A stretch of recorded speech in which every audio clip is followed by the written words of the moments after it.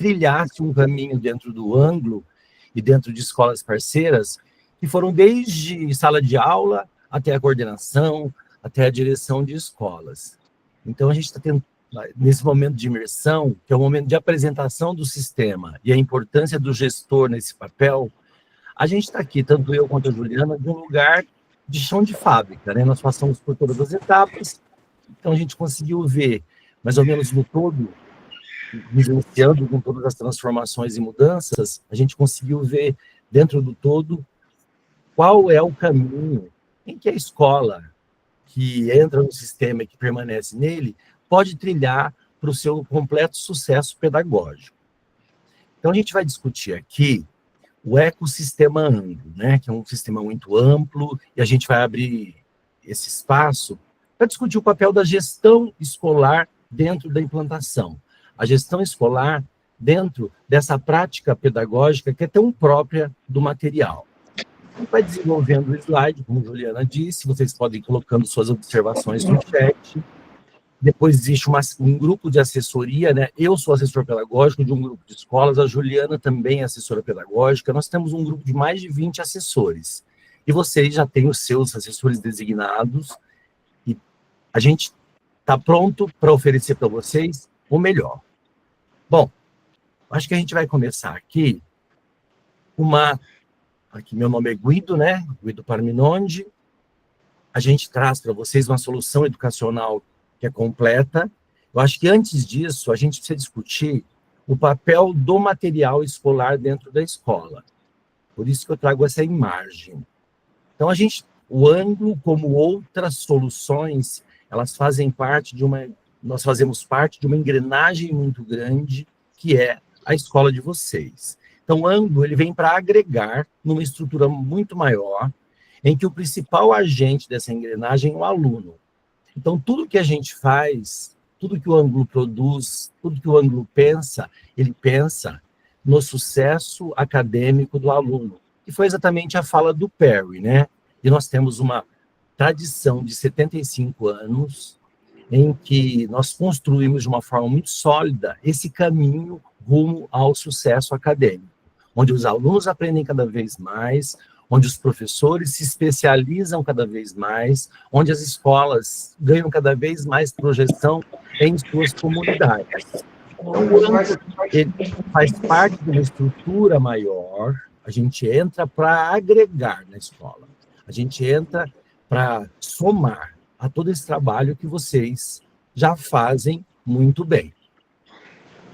Os objetivos do nosso encontro aqui, a gente vai tratar de uma forma direta e de uma forma indireta, principalmente tratar das perspectivas pedagógicas do ecossistema. Então, o que o ecossistema propõe para as escolas que entram, o que a gente propõe para as escolas que estão dentro do sistema.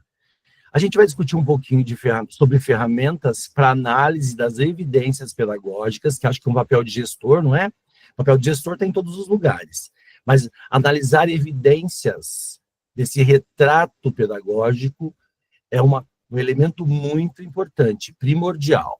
A gente vai refletir um pouco sobre as ações que fazem a gestão escolar uma gestão eficiente e demonstrar instrumentos eficazes no processo de implantação. Então, eu e a Juliana, a gente faz um ciclo de encontros com vocês hoje, em que eu fico com esse primeiro horário, que eu vou até às 9h45. Depois a gente vai fazer um intervalo, a Juliana volta. Então, enxerguem esses dois programas, esses dois momentos, tanto com a minha apresentação, como da Juliana, como complementares. Então, é a mesma história.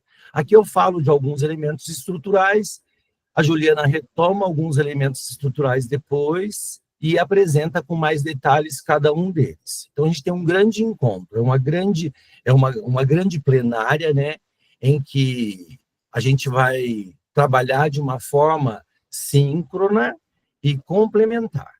Bom, fazer gestão requer um olhar atento e ações efetivas para transformar a escola. Então, a gente leva para a escola um material. A gente é um ecossistema. O ecossistema, ele não leva só o material didático. O sistema Anglo, não é uma editora, simplesmente. Ele, evidentemente, que ele entrega o material material didático, que é o nosso carro-chefe, que é o grande coração, só que ele entrega também uma série de outros complementos que fazem com que as escolas elas se profissionalizem cada vez mais.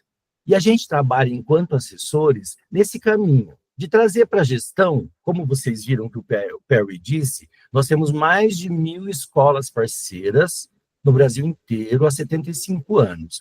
E são escolas com histórias muito construídas, histórias muito bonitas, histórias de vivências progressivas constantes. Então, a gente também, como assessor pedagógico, a gente traz para a gestão elementos que podem ajudar e podem agregar, além do simples fato de uso do material. Então, a assessoria do ângulo, ela está capacitada, e esse ponto é um dos pontos centrais do nosso trabalho, que é propor à gestão escolar caminhos para uma transformação efetiva da escola. Eu parto desse princípio porque vocês estão mudando de material, né? Então, vocês estão vindo ou de um outro material do sistema, ou vocês estão vindo de livro didático, ou vocês estão começando agora. Então, ninguém começa com um ângulo do nada, assim, um estudo mais profundo. Então, todas as escolas que estão aqui, todos os senhores gestores começaram no ângulo dentro de uma perspectiva.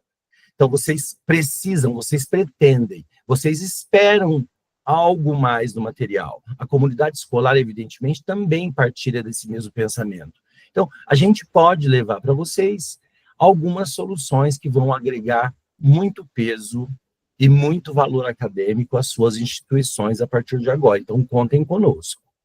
Quando a gente fala em ecossistema, a gente tem um papel muito importante da gestão. Quando a gente fala em ecossistema, quando a gente fala em gestão e implantação, que é esse momento que vocês estão passando. Todas as escolas já começaram as aulas, todos os professores já tiveram acesso ao material, as famílias, os alunos. Então, qual que é o papel do gestor nisso? O papel do gestor, ele não pode terceirizar esse conhecimento. Então, o que a gente está fazendo hoje aqui é uma formação para que você conheça o material, conheça o ecossistema e suas possibilidades, para que você, enquanto gestor, ancore essa implantação. Então, para o gestor ancorar a implantação, no seu caso, ele precisa compreender com todo. Ele precisa ter consciência do porquê mudou para o ângulo, isso é importante. Ele precisa entender os processos internos do ângulo, ele precisa entender qual é a lógica do material que vai ser discutida hoje, ele precisa entender qual é o foco da escola a partir de agora, ele precisa entender como é que ele vai trabalhar com os professores para que os professores possam produzir uma aula e, consequentemente, o aluno possa aprender mais dentro dessa lógica do material. Então, para vocês, enquanto gestores, a gente recomenda que essa âncora esteja bem forte, bem firme. Então, vocês vão ser o ponto focal da escola. Eu acho que, nesse momento, acho que as coisas devem passar pelas suas mãos primeiro. Todo o processo de implantação, todas as dúvidas passam pelas mãos da gestão. A gestão tem um papel muito importante nisso. Eu acho que a gestão pode organizar tanto o grupo docente, quanto o grupo discente, quanto a equipe de apoio técnico das escolas, nesse sentido, ou seja, colocar todo mundo dentro do mesmo time, ou seja, estamos trabalhando com o sistema Anglo, e o processo metodológico do sistema Anglo é esse. Então, vocês serão essa grande referência. Outra coisa muito importante é que vocês, enquanto gestores, acompanhem as formações de professores das equipes técnicas. Então, as reuniões de professores, em que a assessoria participa, em que a assessoria promove, é essencial que vocês acompanhem de perto. Ou seja, vocês vão, com isso, reforçar ainda mais o seu papel de liderança pedagógica na escola. Então, a equipe técnica, ela precisa de informações. A gente trabalha com todos os segmentos no ângulo, que vai desde a educação infantil até o pré-vestibular. Toda a educação básica, mas pré-vestibular. É o momento em que todas as pessoas, todos os agentes, todos os professores, não importa qual segmento, eles participem e partilhem das premissas do sistema. Ou seja, quais são as premissas do sistema? É uma formação acadêmica sólida para que possa entregar para o aluno as possibilidades dele entrar numa universidade de renome ao final da terceira série. Então, é assim, a fluidez com que esse ideal percorre as escolas tem que ser ditada por vocês e deve ser acompanhada por todos os professores de todos os segmentos e também da equipe técnica. Então, a equipe técnica precisa entender. A gente tem muitos pais nesse momento com dúvidas, né? Como é que funciona o ângulo, como é que funcionam as avaliações, como é que funcionam os simulados. Essa equipe técnica e esses professores devem ter essas informações em mãos para que eles possam passar segurança nesse momento de implantação. Então, vocês precisam coletivamente organizar essas formações ou, quando participar das formações do ângulo, estarem juntos para que todas essas orientações, elas sejam uníssonas. Todas as orientações, elas tenham uma voz ativa da gestão pedagógica para que todos se sintam apoiados, todos se sintam informados, para que o elemento principal, que o aluno perceba que ele está dentro de um universo que realmente é um universo coletivo e vivenciado por todos. Vocês precisam, enquanto gestores, compreender a prática pedagógica, ou seja, precisa saber como é que funciona a aula, como que ela termina, para quanto tempo ela flui, por que tem uma aula dada, aula estudada, qual a importância da tarefa de casa, quais são as propostas pedagógicas para cada segmento, quais são os documentos que eu posso consultar para compreender um pouco melhor essa prática pedagógica, quais os recursos que eu posso usar, para que eu possa, novamente, ser a âncora, ou seja, ser a referência para o meu professor, a referência para a minha equipe técnica em relação a esse conhecimento. E a gente precisa conhecer as ferramentas de acompanhamento. Quando a gente fala isso, a gente fala especificamente nos resultados de todo esse processo que aparecem para os gestores no painel de gestor do plural. Todo mundo já tem plural. Então, vocês, mantenedores, vocês coordenadores, vocês gestores, têm dentro do plural um painel de gestão.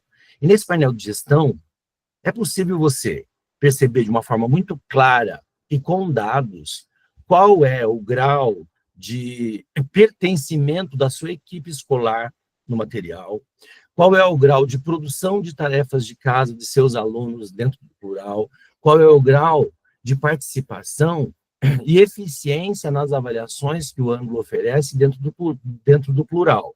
Então, a gente precisa conhecer e se abrir para que esses elementos eles possam ocupar uma prática, ocupar um momento diário de reflexão em relação a todo esse volume de dados que são produzidos todos os dias e que podem nortear a escola, e o norte da escola quem dá é a gestão, nortear a escola rumo a uma evolução pedagógica sempre constante.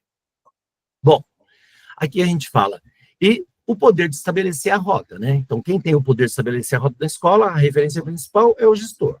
Então, é nele que a equipe pedagógica vai se apoiar, é nele que a equipe técnica vai se apoiar, é ele que vai construir essa história.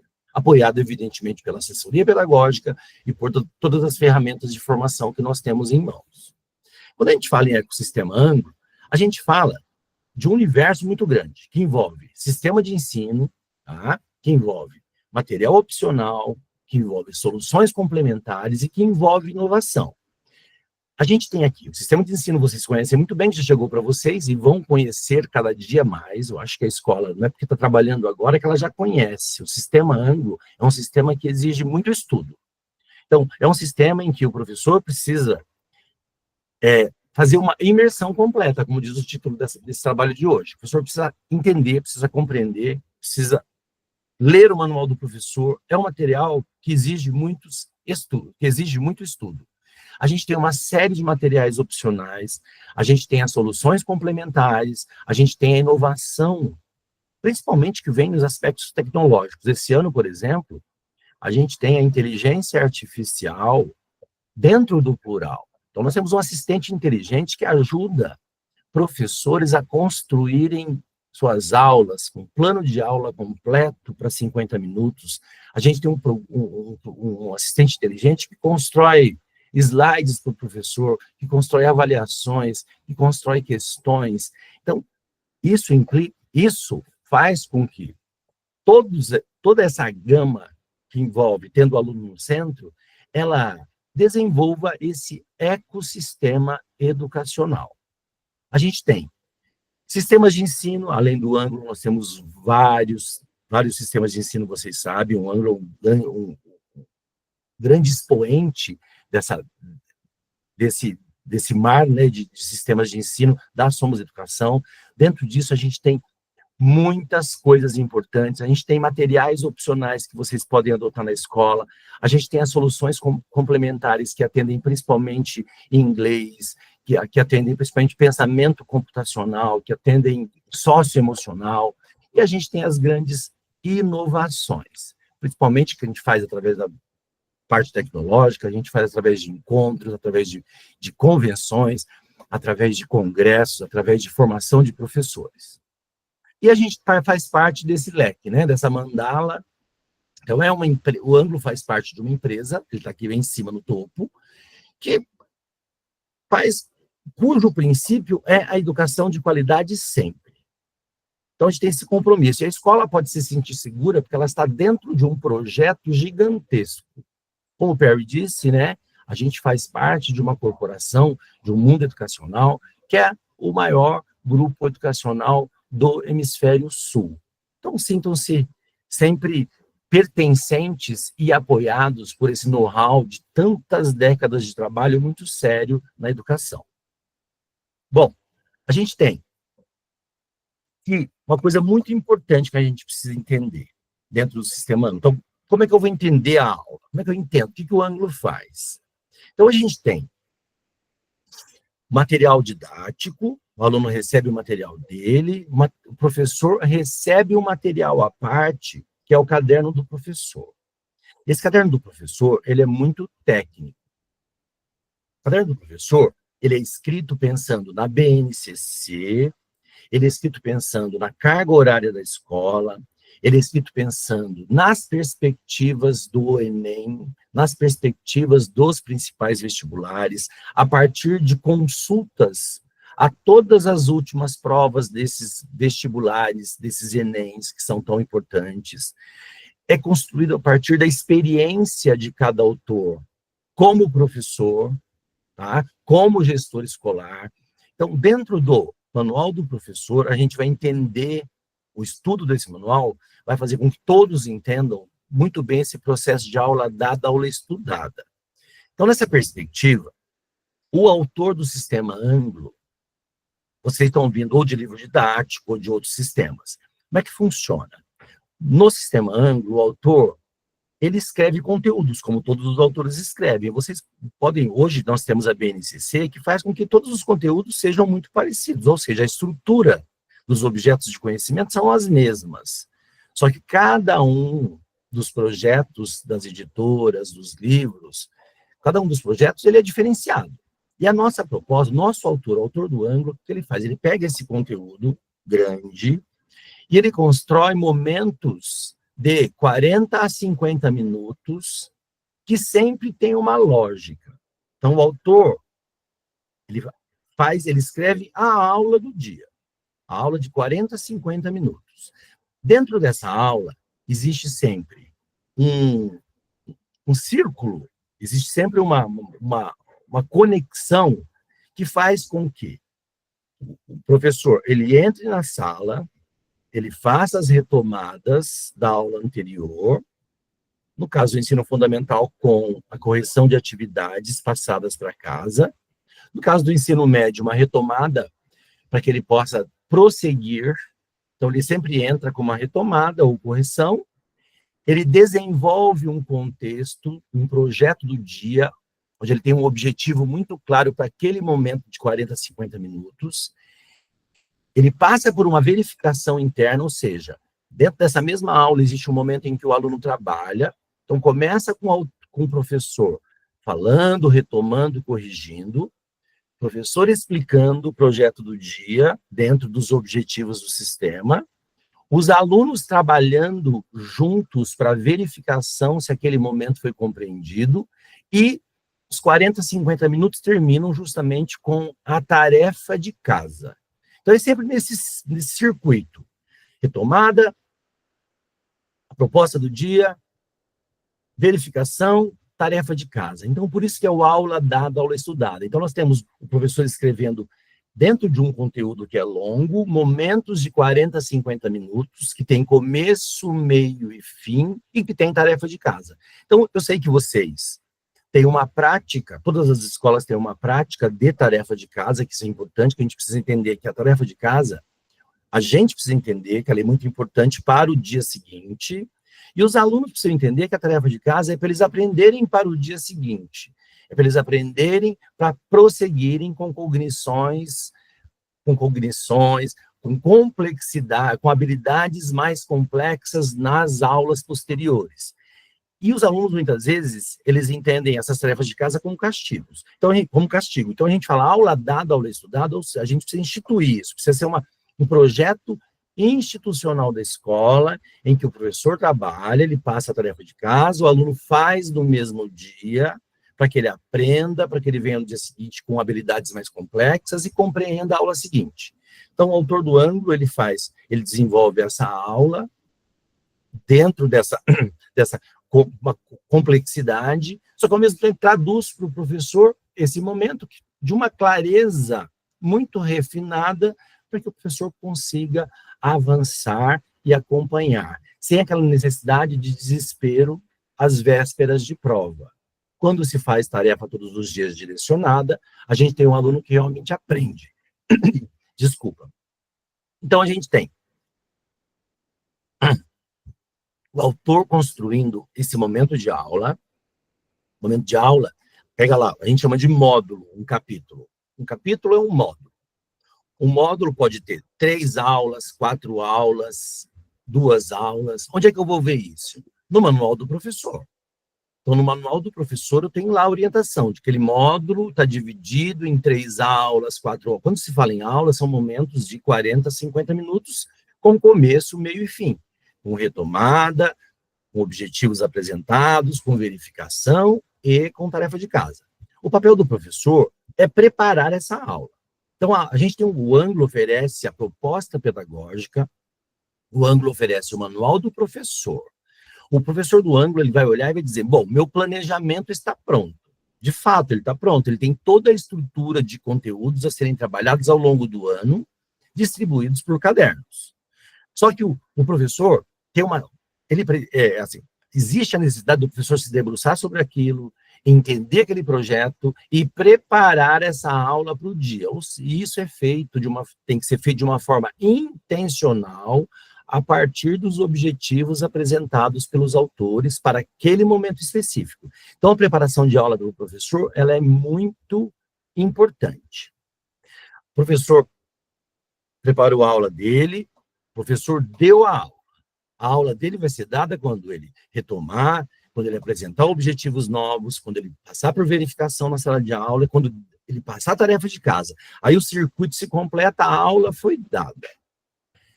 Papel do aluno. Então, perceba que existe um papel de autor, de professor e de aluno. O papel do aluno é assistir bem a aula. Então, o aluno precisa assistir a aula, o aluno precisa participar da aula. E a gente tem uma equipe gestora aqui que precisa garantir que isso aconteça. Então, as aulas precisam ter estabilidade, previsibilidade. A gente precisa desenvolver nos nossos alunos alguns comandos que devem ser aplicados para todas as disciplinas, em todos os momentos. Ou seja, momentos de leitura silenciosa, momentos de trabalho direcionado, momentos de trabalho em grupo, momentos de silêncio para ouvir o professor. Então, a aula precisa ser bem assistida. E a garantia, quem vai dar? Evidentemente, é o professor, que essa aula seja bem assistida, com o apoio da coordenação. E o aluno, ele precisa estudar a aula em casa depois. O aluno assiste a aula, é assim, a gente trabalha com escolas muito importantes, como eu disse para vocês, que têm reconhecimento acadêmico. Ou seja, são escolas que levam seus alunos para uma formação sólida no ensino médio, e esses alunos todos, eles vão para universidades de renome, eles vão para as federais, vão para as estaduais, eles vão para as universidades particulares, que têm um processo seletivo muito intenso. Então, esse aluno, nosso aluno diferenciado, ele é diferente, a gente tem no ângulo cerca de 370 mil alunos, né? Mas o universo escolar brasileiro, ele é de 40 milhões de alunos. No Enem, você tem lá 3 milhões de inscritos. O Anglo, ele tem cerca de 15 mil estudantes de terceira série de ensino médio. Então, a gente tem uma pequena fração de estudantes. E vocês viram lá quando o Perry disse que a gente aprovou 1/3 das vagas da medicina da USP. A gente aprovou quase 400 alunos em primeira chamada nas engenharias da Politécnica. A gente aprovou pelo SISU em Minas Gerais milhares de vagas nas universidades federais. Então, esse nosso aluno é um aluno diferenciado. Por que ele é diferenciado? Porque é um aluno que estuda à tarde, é um aluno que estuda no contraperíodo. Então, o aluno ele vem para a escola, ele assiste a aula, isso não garante que ele aprenda. Então, a aula assistida é uma etapa, na aula assistida ele é acompanhado pelo professor, ele participa de uma dinâmica de sala, que envolve outros estudantes, só que ele precisa fazer a verificação solitária, e isso acontece com a tarefa de casa. Então, a aula estudada é aquele momento de reflexão que ele leva para o pós. Ele faz depois do período. Ele chega em casa, ele almoça, ele descansa, depois ele retoma. Aí ele vai construir um espaço todos os dias, e isso vai ser instituído na rotina da vida dele ao longo de todos os anos da educação básica, ele vai transformar a escola dele num espaço educacional importante. Então, o nosso aluno é um aluno diferente. É fácil isso? Não é fácil. Evidentemente, como eu disse, todo mundo tem tarefa de casa, tá? Só que o ângulo ele apresenta de uma forma que ela fica bem fácil de ser compreendida. Deu a aula, tem tarefa. Deu a aula, tem tarefa. Teve 5 aulas hoje, se todos os professores deram aulas escritas, o aluno vai ter 5 tarefas para fazer em casa depois. Então, esse fazer tarefa prepara o aluno para a aula seguinte, desenvolve o aprendizado, ativa as memórias a longo prazo e cria no aluno uma rotina acadêmica muito importante no decorrer da vida escolar dele e no pós-vida escolar da educação básica. Aí a gente vai ter um aluno que vai para a universidade e tem autonomia. Então, a aula dada, a aula estudada, ele vem como um elemento muito importante na busca e na implantação, no desenvolvimento da autonomia entre esses estudantes. Então, esse elemento é muito importante. Então, é importante vocês, como gestores, se posicionarem em relação aos professores. Eu preciso olhar o manual do professor, vou pegar um exemplo. Você tem lá, língua portuguesa, lá no 5º ano. Tem 6 aulas por semana. São 6 aulas por semana.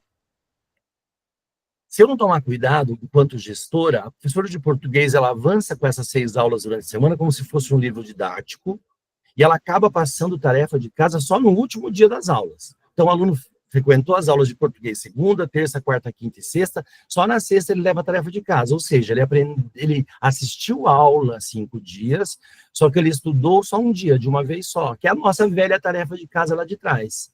Vou ter que pegar o manual do professor, acompanhar o professor e dizer, bom, quais as aulas que você deu hoje? Dei essas. Qual foi a tarefa? A tarefa foi essa. A mesma coisa no ensino fundamental, anos finais, a mesma coisa no médio. Então, a gente tem lá, propósito da tarefa de casa, ela sempre tem tem o propósito de preparar o aluno para habilidades mais complexas, para que ele aprenda e tenha um aprendizado, uma memória de longo prazo, para que ele não precise estudar às vésperas da prova e para que ele ganhe autonomia para estudar sozinho. Que ele enxergue a casa dele como um espaço de estudos muito importante. Nesse momento de implantação, evidentemente, a assessoria vai fazer um treinamento com os professores, deve ter feito já, eu já fiz com as minhas escolas, um treinamento de como é que a gente faz essa divisão, como é que a gente faz esse trabalho. Mas é o cerne. Então, a aula da aula estudada, se a gente puder resumir a metodologia do ângulo, O aula dada, aula estudada é o grande centro do desenvolvimento metodológico. Bom, nossa proposta pedagógica, ela é única.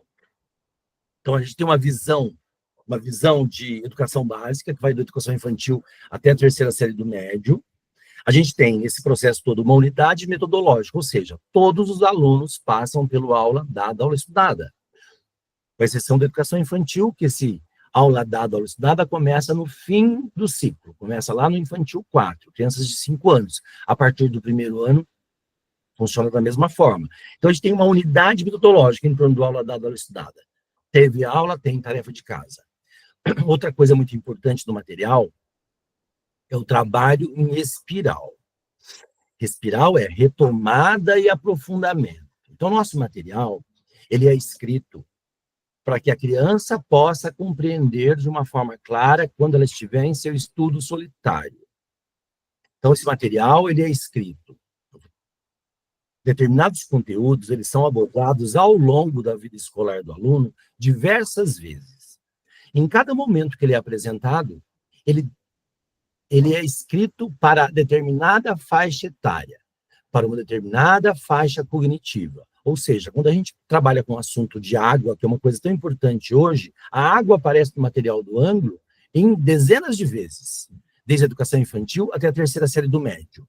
Em cada momento que o conteúdo água aparece, ele aparece com uma profundidade maior. Toda vez que ele aparece com um repertório maior, exigindo mais, trazendo mais informações para o estudante. Isso é o trabalho em espiral. Também é trabalho em espiral as retomadas diárias, ou seja, eu dei aula, chego na classe do dia seguinte, faço correção de atividades e retomo. Também é um trabalho em espiral. Trabalho em espiral, vocês vão perceber, usando o material, que no próprio material do aluno, então, no material do aluno de vocês, que começaram agora, no próprio material dele vai ter lá, vão existir observações que vão dizer, este assunto lembre-se, esse assunto foi estudado no ano passado, no caderno 3. Então, quando ele fala isso para o estudante, vocês têm que tomar cuidado como gestoras, né, e avisar os professores, quando ele fala isso para o estudante, é para o professor se preparar, ou seja, o professor preparou a aula dele, ele planejou a aula, preparou a aula, ele sabe que nessa aula vai haver uma menção de uma aula do ano anterior, de 2024, em que o aluno não estava no ângulo ainda. Então, o professor precisa trazer elementos para a classe, para dizer, olha, nós vimos no outro material, porque viram de fato que a BNCC é a mesma, o conteúdo foi trabalhado, vimos o nosso material de uma outra forma, e eu retomo e aprofundo. Então, passado em 3, porque terceiro, todas as matérias do terceiro e não tem nenhuma competência anterior. Ô, Ju, você pode botar o microfone? Então, até chegar no terceiro, pode ter até 13 matérias, né? De tudo, senão não vai embora. A gente segura. Bom, a gente tem também a articulação entre as áreas de conhecimento, ou seja, existe uma coordenação geral do material, que é uma proposta de educação infantil até o ensino médio, onde se enxerga onde é que eu quero chegar com o meu aluno no final de cada ciclo, e dentro disso existe uma articulação entre as matérias, ou seja, entre as áreas de conhecimento, para que o aluno ele consiga enxergar que existe uma vida para além daquelas disciplinas estanques que ele está estudando, ou seja, que a matemática tem relações, a língua portuguesa tem relações com outras áreas de conhecimento, biologia, história, é uma construção dentro de uma padronização, dentro de uma BNCC, dentro de uma construção curricular, em que o aluno se enxerga, ele enxerga a vivência dele. Isso é uma proposta dessa articulação. E entre os segmentos, evidentemente, né, a gente tem uma transição de educação infantil para fundamental, anos iniciais, a gente tem uma transição de fundamental, anos iniciais para anos finais, uma transição de anos finais para o ensino médio, uma transição que é coordenada, ou seja, o meu aluno saiu agora da educação infantil, o próximo passo dele é primeiro ano. O que a gente vai fazer para articular esse segmento para que seja mais traumático, mas que a gente consiga fazer os devidos aprofundamentos dessa série que tanto exige. Então, esse é um papel desenvolvido por uma coordenação geral de sistema. Então, a proposta pedagógica, ela é única. A unidade metodológica, trabalho em espiral muito importante, articulação das áreas de conhecimento e articulação entre os segmentos. Bom, e também é importante que vocês, como gestores, entendam que o material, ele foi construído, você sabe, lá na década de 50, o Bloom, ele construiu uma pirâmide de conhecimentos em que a gente vai de habilidades cognitivas que são mais básicas até as mais complexas. Então, ele hierarquizou. Então, ele diz, olha, a gente tem que desenvolver uma série de habilidades dos nossos alunos e tem coisas mais básicas até as coisas mais complexas. Essa proposta da taxonomia de Bloom, ela é aplicada no material em todos os momentos. Onde é que o professor pode perceber isso? Ele pode perceber isso, principalmente quando ele olha no manual dele, que ele vê quais são os objetivos da aula. Os objetivos da aula sempre envolvem momentos de proficiências mais elementares, até proficiências mais articuladas, mais complexas. Então, no manual do professor vão ter lá os objetivos explícitos. Tem objetivos de memorização, tem objetivos de compreensão, tem objetivos que envolvem aplicação, envolvem análise, envolvem avaliação e envolvem criação, que é o ápice dessa pirâmide, que é o ponto alto. Então, os objetivos, quando o professor lida com a aula, está bem claro para ele. Vários elementos, vários objetivos que ele pode classificar dentro da taxonomia de Bloom. O que a gente precisa fazer enquanto gestor, né? Fazer com que o professor use, que ele alce mão dessa perspectiva, e também que ele construa uma aula vislumbrando o desenvolvimento de todas essas proficiências, e que depois ele transponha isso para uma avaliação. Então, numa avaliação, a gente já está entrando em avaliação interna, avaliação que seus professores fazem. Então, numa avaliação de um professor, a partir desse material, a gente vai encontrar questões das várias nuances de proficiência, desde as mais elementares até as mais complexas, que passam por memorização, por compreensão, por aplicação, por análise, por avaliação e por criação. Então, a gente, enquanto gestor, precisa entender que o currículo do ângulo, ele está apoiado, ele está construído a partir dessa taxonomia de Bloom.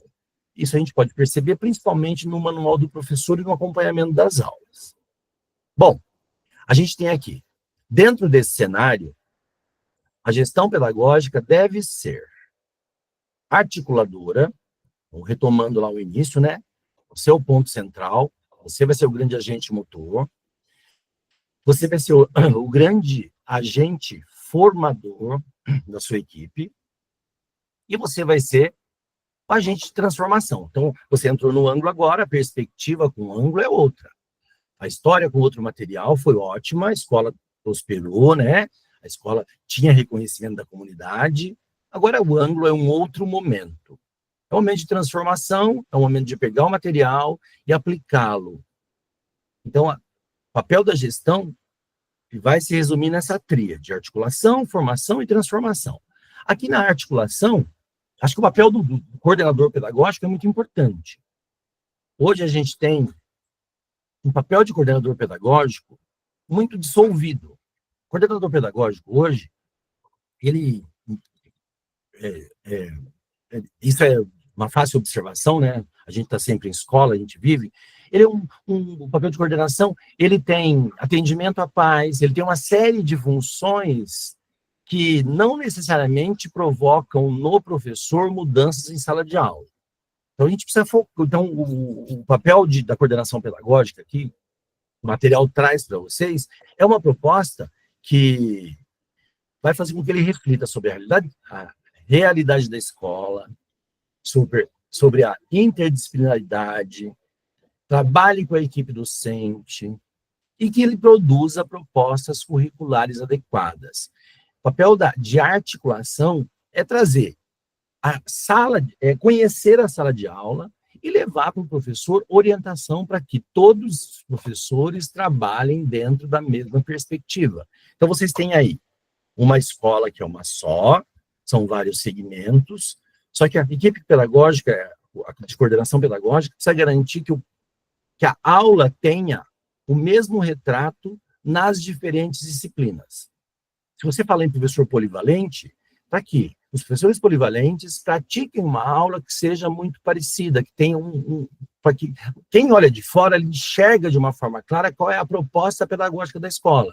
Então, esse papel de articulação, de aproximação com o professor, de construção dessa proposta única, é um papel que exige muito tempo, exige muito trabalho, é um papel que faz com que a coordenação pedagógica ela volte um pouco para o termo justo da palavra, ou seja, que ela coordene a equipe, ou seja, ela direciona, ela estabelece diretrizes. E outros pontos que consomem a vida de um coordenador pedagógico, a gente vai regulando aos poucos, com agenda, né? A gente vai priorizando o que é mais importante para o coletivo, são ações mais de longo prazo e menos situações de apagar incêndio. Papel de formação. Então, o coordenador pedagógico, o gestor pedagógico, deve assumir esse papel de formação contínua. E deve ter espaços. Então, muitas escolas têm reuniões semanais. Muitas não têm. A gente está falando de escolas particulares aqui, tá? Existem escolas particulares com reuniões semanais por área, por segmento. A gente está falando de escolas que têm uma reunião por mês. Mas a gente precisa criar momentos, então eu preciso na minha escola, se eu quero ter uma linguagem única, se eu quero ancorar essa transformação da minha escola, e eu preciso, para criar essa linguagem única, eu preciso ter momentos coletivos em que todos eles entendem esse projeto. O projeto de aula dada, aula estudada, por exemplo, precisa ser compreendido. O projeto de que o aluno ele vai aprender fazendo tarefa tem que ser construído. O projeto de aquela impressão, né? O aluno ele acha que assistindo a aula basta para que ele se desempenhe, para que ele vá bem numa avaliação. É um pensamento equivocado. Se o aluno ele for bem numa avaliação só assistindo a aula, tem alguma coisa errada com a aula. Porque a gente precisa instituir o fazer depois, o aula estudada em casa. E para construir isso, tem que ter momentos de formação, além de outras pautas internas. Eu acho que vocês, enquanto gestores, precisam garantir, pelo menos agora nesse início, né, nesse primeiro ano de implantação, momentos em que os professores têm acesso a essas informações, para que a escola fique com a mesma cara, para que a escola transite de uma escola segmentada para uma escola de projeto único. Então, e essa transformação tem que ser permanente, tá? Tem que provocar reflexão dos professores. Muitos professores estão entrando no ângulo agora, mas eles preferiam outro sistema. Então, estou indo para o ângulo, mas eu gosto do sistema antigo. Estou indo para o ângulo, mas está faltando coisa. Tem o meu outro material antigo que era melhor. Então, a gente precisa promover reflexões do professor para ele entender essa nova lógica. Ele precisa encontrar subsídios para compreender a nova lógica, para que esse recado do ângulo chegue de fato a ele e chegue para a sala de aula. Então, você vai ter várias mentes, você vai ter vários projetos pedagógicos díspares que não vão ajudar em construir um produto final, em construir essa missão de sucesso acadêmico, de aprendizado dos nossos alunos. Então, esse momento de formação, ele é muito importante e fundamental. E de transformação, né? Então, a gente está transitando de um sistema para esse, a gente tem uma nova proposta que exige uma reflexão crítica, então, e esse papel da gestão é muito importante, a gestão se posiciona e diz, bom, nós mudamos, vamos virar a chave, a gente traz muitas coisas importantes que a escola construiu, só que o material novo, ele exige uma série de peculiaridades muito específicas, ele tem algumas idiosincrasias muito específicas que a gente precisa trabalhar juntos e precisa ver essa transformação. Então, um papel reflexivo e crítico. Então, a gente tem aqui espaço para pergunta, espaço para tirar dúvida, espaço para criatividade. Eu acho que a escola ela precisa sempre pensar, como agora, em mudanças curriculares importantes, não é porque eu fiz de determinada forma que eu preciso continuar fazendo. E ter em mente que esses objetivos, quais são os nossos objetivos educacionais. Então, essa transformação rumo a esse objetivo educacional. Se você tem até o 5º ano, o que eu quero que o meu aluno de 5º ano, o que eu quero que o meu aluno, ao fim do 5º ano, aprenda, porque ele vá para uma outra escola, evidentemente que seja boa. Se você trabalha até o 9º ano, a mesma coisa. Meu aluno de 9º ano precisa ir para algum lugar, precisa estar bem informado. Mas a maioria das escolas tem todos os segmentos. Então, o que eu quero do meu aluno que entrou hoje na minha educação infantil, o que eu quero para ele daqui a 10 anos, quando ele estiver lá no ensino médio, pronto para a universidade. Então, esse que é o grande projeto que está centrado nesse meu grande objetivo educacional. Então, isso é muito importante, essa clareza de objetivos. E isso exige transformação. Bom, aqui a gente tem elementos muito importantes que vocês precisam conhecer, que a Ju vai trabalhar depois, tá? Vai trazer para vocês. A gente vai mostrar onde é que esses arquivos eles podem ser encontrados. A gente tem o manual do professor.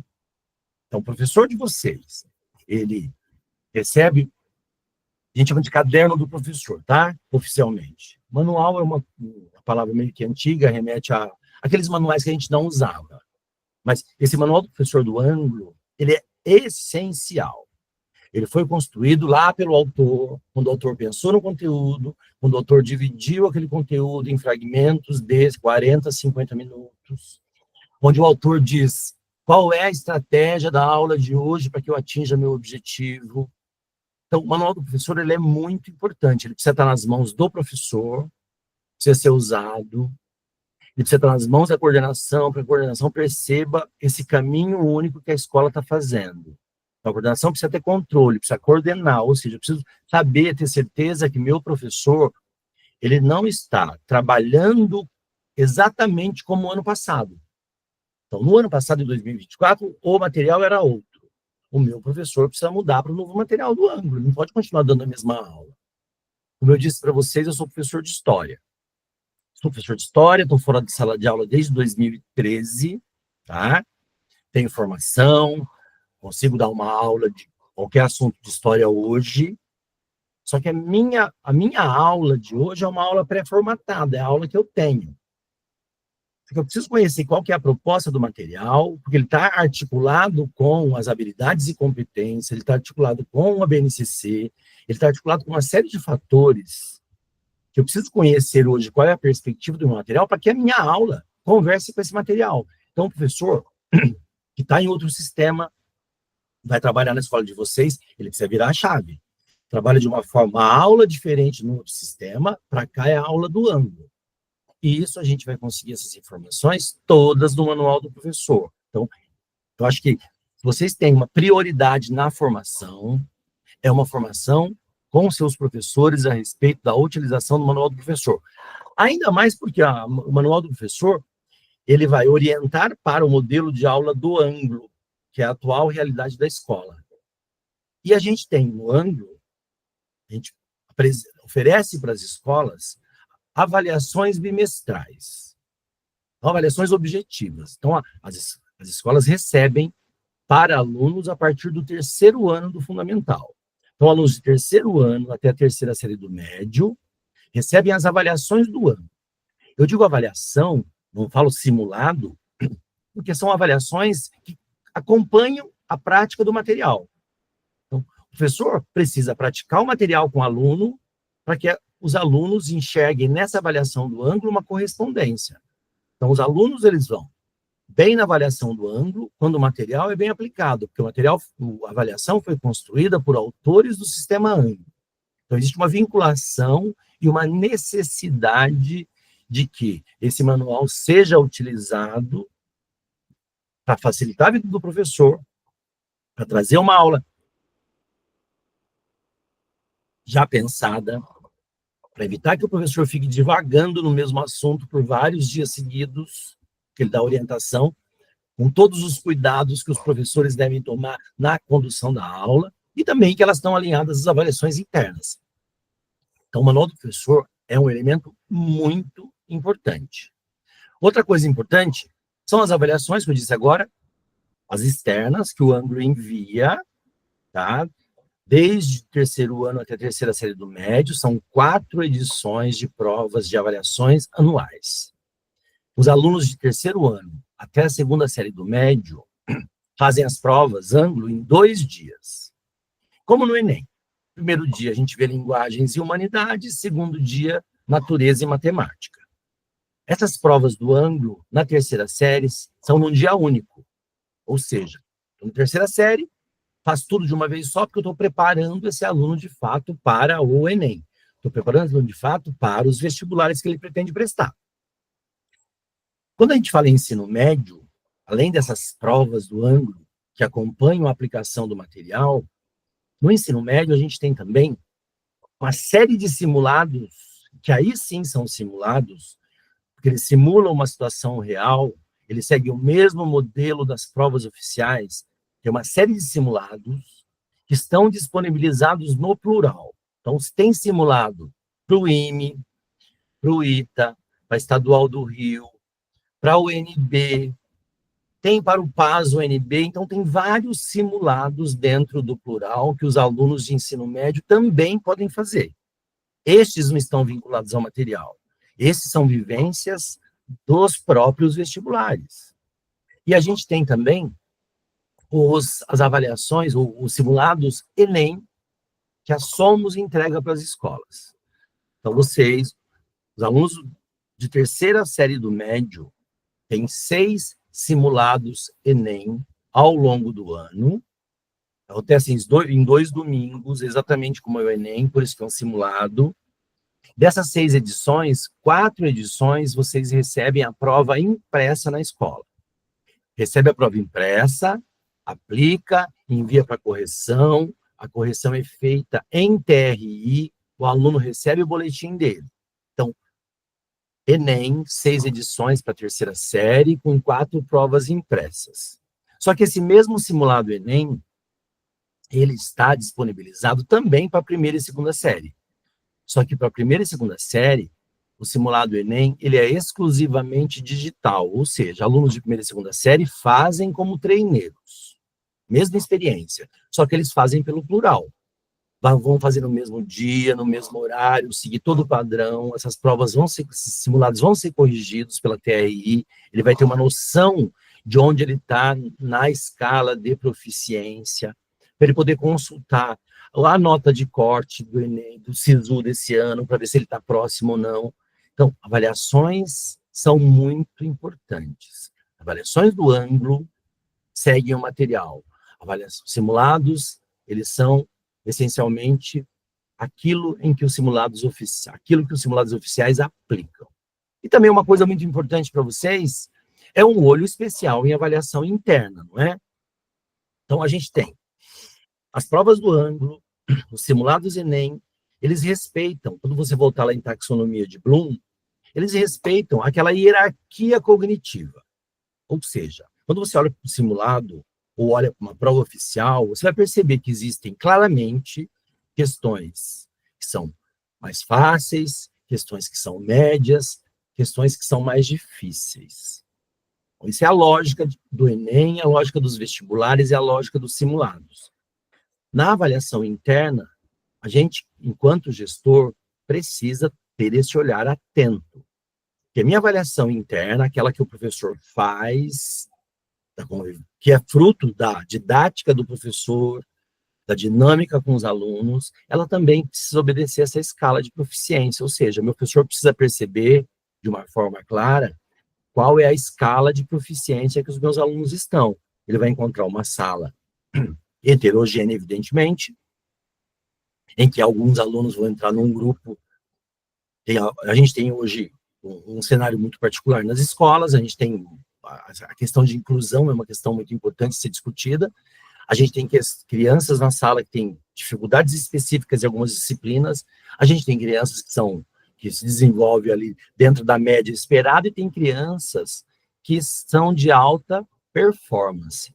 Então, nessas avaliações que os professores fazem, a gente precisa enxergar de uma forma clara quais são os alunos que a gente precisa recuperar e jogar para uma escala de proficiência média, de acordo com a média da escola, e quais são os alunos que eu vou estimular mais, para ir mais além.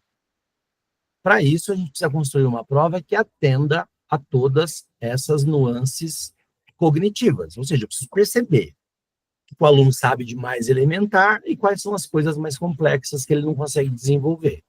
Então, a gente pede uma atenção muito especial para avaliação interna e para avaliação externa. Outra situação muito especial são os relatórios. Esses relatórios, sabe que vocês estão fazendo um embarque no plural, né? Tem lá os alunos. A gestão consegue enxergar quantos professores estão acessando o plural, quantos alunos estão embarcados, quais os alunos que são mais ativos no plural. O plural ele é muito importante, porque ele vai desenvolver nos alunos a educação tecnológica, que é uma das premissas da base. E os alunos hoje, são nativos digitais, eles convivem com a tecnologia desde sempre. Só que eles fazem um uso da tecnologia muito mais em redes sociais, muito mais em aplicativos de diversão. E a escola precisa educar esses meninos, todas essas crianças, esses adolescentes, rumo a uma escolha tecnológica para a educação. Então, a gente tem lá o plural disponível, a gente vai observar quais são os alunos que acessam mais, quais são aqueles que fazem mais, quais são os professores mais engajados. Eu tenho também uma série tem milhares de exercícios, evidentemente, que eu vou obter um relatório no plural para saber quais são os meus alunos que estão fazendo, quais são os professores que não estão pedindo tarefas porque não aparecem nos relatórios dos alunos. Os relatórios também me trazem uma reflexão sobre todos os resultados das avaliações que o ângulo aplica. Então, nos relatórios, eu vou conseguir enxergar. A minha escola, a sua escola, ela pertence a uma rede de mais de 1.000 escolas. Todas fazem a mesma prova e tiveram, teoricamente, a mesma aula. Nesse relatório, eu consigo enxergar quais são as escolas cujos professores se destacam mais, ou seja, que atingiram aquele objetivo com mais facilidade. E eu posso levar para o meu professor, a partir do relatório, uma reflexão de que ele foi muito bem ou que ele precisa rever a aula, a história da retomada. Então, o relatório, quando você pensa em avaliações, ele vai servir para a retomada. Eu pego o relatório, converso com o meu professor e digo, olha, esses pontos aqui são muito importantes que a gente precisa desenvolver, são habilidades muito importantes que os alunos não acertaram. Então, paralelamente às aulas, a gente vai desenvolvendo essas habilidades que a gente percebeu na prova externa, que é uma prova objetiva, não é?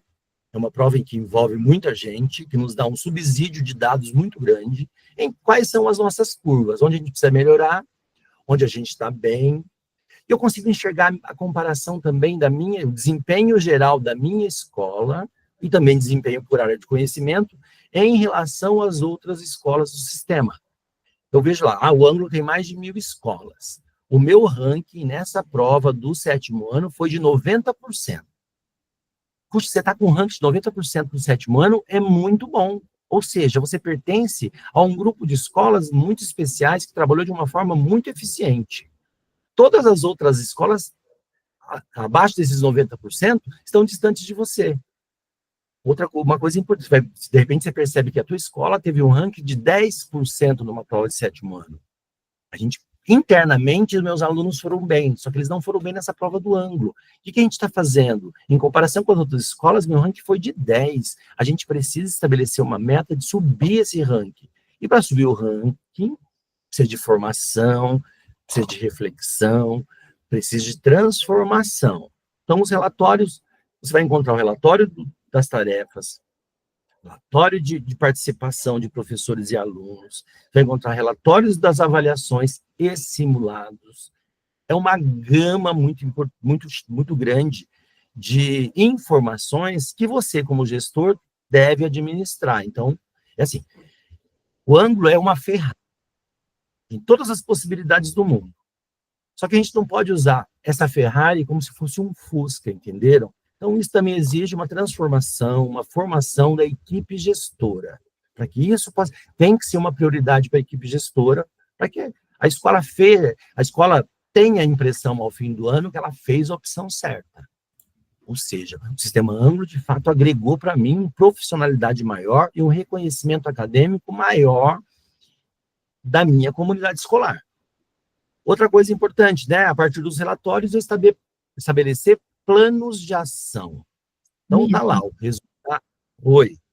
Acho que antes de você passar para os planos de ação, a Arine levantou a mão. Talvez Pode seja falar. sobre relatórios. Arine, se você quiser abrir o seu microfone. Eu acho que eu... Ah, tá. Bom dia, gente. Tudo bem? Bom dia. Deixa eu perguntar aí, sobre esse relatório para a gestão, né? Os nossos professores aqui no ensino médio, nós começamos ano passado com o ensino médio, esse ano estamos com o fundamental. O professor gerava esse relatório e passava para a coordenação. Então, assim, a grosso modo, né? A grosso modo não.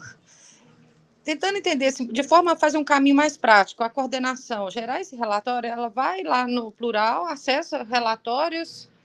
Como é que é o caminho mais rápido? Exato. Eu queria, assim, É entender isso como que mesmo. funciona.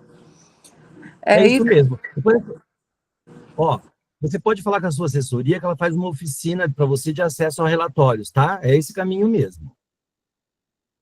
Entendi. Então, eu olho com a assessora para fazer um acesso mais rápido aí. Fala com a assessora, marca uma reunião online que ela faz com você esse caminho. Tá, Joia? Obrigada. A gente tem as avaliações do ano passado disponíveis ainda, entendeu? Então, ela vai poder fazer para você o caminho, pegar uma prova do ano passado e percorrer todos os relatórios para você. Entendi, tá, Joia? Bom? Muito obrigada. Imagina, obrigado a você. Assim como os professores têm acesso ao relatório, a gestão, a coordenação e direção também tem, tá? Então, a assessoria vai poder te auxiliar. Isso. É assim, importante dizer que professor não tem acesso à comparação da escola com outras escolas, tá? Esse elemento... Desculpa, isso mesmo. É porque eu queria um relatório em tempo real das tarefas sendo feitas a cada semana, por exemplo. Isso. Das avaliações eu consigo, a gente consegue por turma, por aluno, comparar com outras escolas, isso aí, beleza. Eu estou falando mesmo mais das tarefas do dia a dia, né? O ADAI, do Em Casa, o TC Online, o fundamental no caso, e o ADAI do ensino médio. Exato. Ó, o que é importante para você, quando você fala em ADAI do ensino médio, gente, ó, essa informação vale para todo mundo. Fala em ADAI, é o aula dada, aula estudada do ensino médio. No ensino médio, a gente tem lá, tem várias tarefas, né? Tarefas com diferentes graus de dificuldade. Quando o aluno do médio assiste a aula, ele tem tarefa mínima, que é essencial para a aula seguinte, ele tem tarefa complementar, que são tarefas mais complexas, e tarefa desafio. E são muitas tarefas, são milhares de tarefas. Então, se você for usar o ADAI, como a professora está dizendo aí, que é a aula dada, aula estudada, e os relatórios, o que é importante? Mais uma vez, a coletividade. Precisa combinar com os professores do ensino médio, que eles vão pedir de obrigatório. Ou seja, não pode deixar na mão do professor, pede o que quiser, entendeu? Porque o relatório não serve para nada. Se você deixar o professor pedir o que ele quiser, o relatório não tem sentido. Por quê? Porque no relatório, quando você pede, ele vai perguntar para você, você quer relatório de TM, relatório de TC, relatório de TD? Se você disser que quer de tudo, ele vai trazer assim, 1000 tarefas. Existiam 1000 tarefas disponíveis para o aluno esse mês. O aluno fez 100.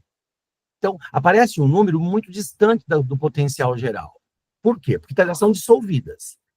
Então, o relatório, se os professores tiverem a liberdade de pedir, tanto faz TM, TC e TD, não tem sentido.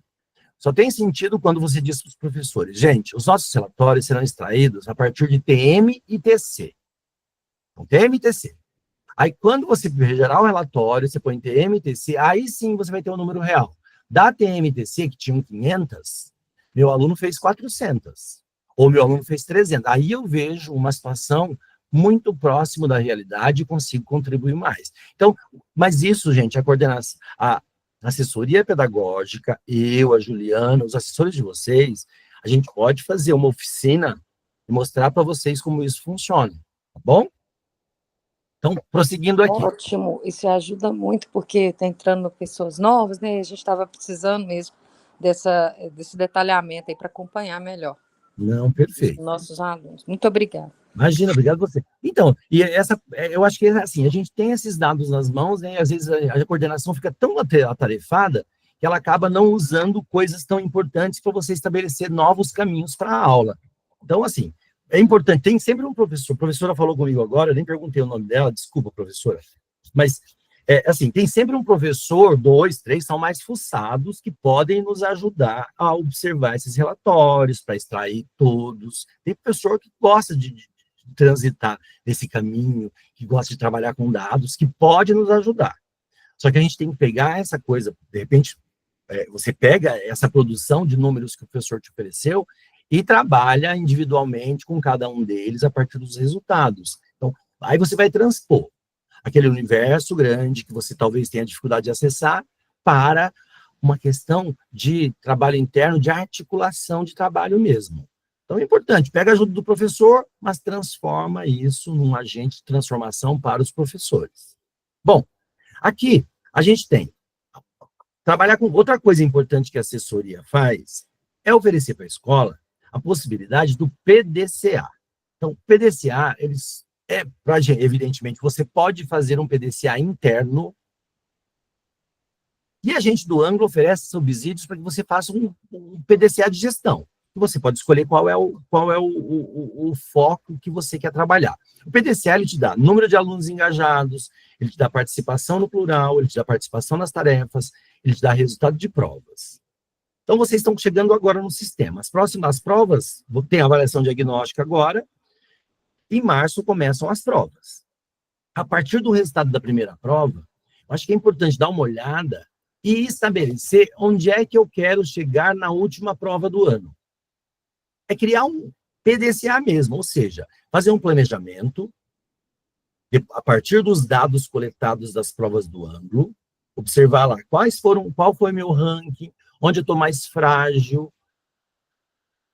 Aí eu vou pensar num desenvolvimento, ou seja, o que eu vou fazer? Vou trabalhar com os meus alunos, vou conscientizá-los de que a prova do Anglo é importante, vou falar com os professores que estão com desempenho mais frágil, vou estimular mais entre os meus alunos a elaboração de outras provas objetivas. Então, eu crio uma série, que é o DU, eu crio uma série de procedimentos que vão desenvolver esse planejamento meu. Na próxima prova, que é o próximo circuito, que é o de maio, eu tenho uma prova onde eu trabalhei com os meus alunos esse desenvolvimento e eu vou observar se houve alguma melhora.